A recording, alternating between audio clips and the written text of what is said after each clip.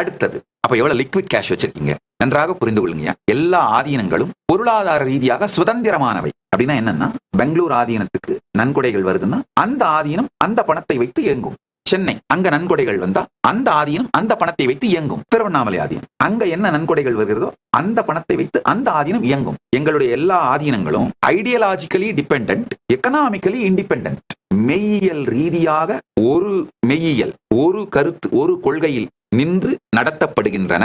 ஆனால் பொருளாதார ரீதியாக முழுமையாக சுதந்திரம் பெற்ற தனித்தனி அமைப்புகள். அதனால எந்த கைலாசங்களும் ஒன்றுக்கு ஒன்று பணம் கொடுத்துக் கொள்வதோ பெற்றுக்கொள்வதோ இல்லை.